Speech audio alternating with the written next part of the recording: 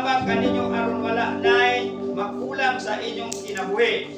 Siya ang mubalikon kaninyo kay siya ang tinubdan sa tanang panalangin. Kung ipili kamo niya aron makaambit usab kamo sa iyang walay katapusang kahong ug tungo pinaagi sa inyong paghiusa kan Kristo. 11. Gamhanan siya hangtod sa kahanturan. Amen. Sa 12. Ihimo ko kining hamugo nga sulat alang kaninyo pinaagi sa tabang ni Silvano. Igsuon ta siya kan Kristo ug masaligan gayon hinawag punta nga pinaagi nini nadasig ko kamo ug nagapangatud-an ko ang kaayo sa Dios kanato. Pabilin kamo sa iyang kaayo.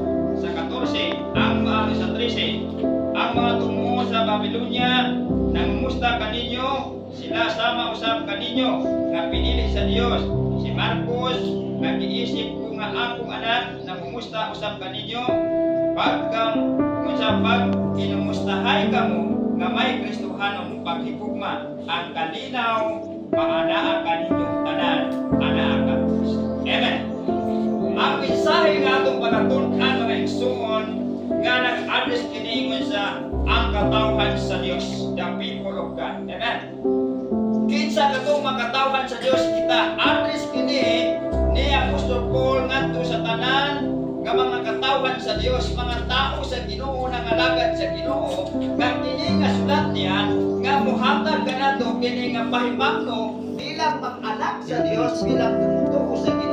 Kinahanglan nga kini nga ato kini nga ibutang sa atong kasing-kasing aron kini nga moabot ang panahon nga kini makahatag kanato kalipod kadasig sa pag-alagad kaniya. Amen. Amen. Adunay duha ka butang nga atong pagatunan diri. Una nga mensahe gina atong pagatunan diri unsa? Nagaingon paglikay. Una paglikay sa temptasyon. Amen. Sa sobernis. Paglikay sa temptasyon. Yung unsa nga pagpasabot. Resist the tempter. Nagaingon siya sa verse 3. Kini sa 8 ingon siya, kinsa man ang atong likayan. Paglikay sa temptasyon, una atong makita na nagaingon pagbantay ug pagbukaw kamo. Kaya ang inyong kaaway si Satanas. Ang inyong kaaway si Satanas. Amen ba? So dili nato makita si Satanas sa personally. Kana si Satanas po pasabot.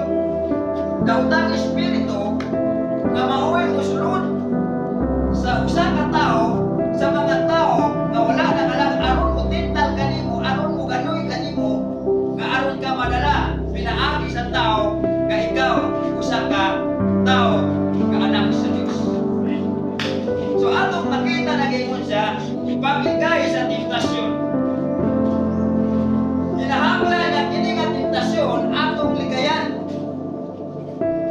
Kaya ang temptasyon mo sa kini ka pa usa ka paagi aron nang imong pag-alagad sa Ginoo, aron na paagi nga ikaw madala o biya sa pag-alagad sa Ginoo. Amen ba? So kinahanglan una. Kaya nagaisod kita paglikay sa temptasyon una. Una unsa unang putahin unsa? Soberness. Unsa ning soberness? Ang word of soberness ato na mukana ang atong tunan-una paglikay sa temptasyon. Karon kay naglikay man ta sa temptasyon, kinahanglan aron tay soberness. Unsa ang soberness? Word of soberness, magbantay ta. Amen. Magbantay kay temptasyon atong magbantay ta kay para di ta madala sa temptasyon. Usaw na to pagbantay kung dili kita kini nga usaw na to nga kini nga magbantay kung may temptasyon dapat dili kita sa dami na kailangan man mulikay kita. Amen. Okay. Kinang magbantay una tanaw na to 1 Thessalonians kapitulo 6 versikulo 6. Unang Tesalonika kapitulo kini nga ingon sa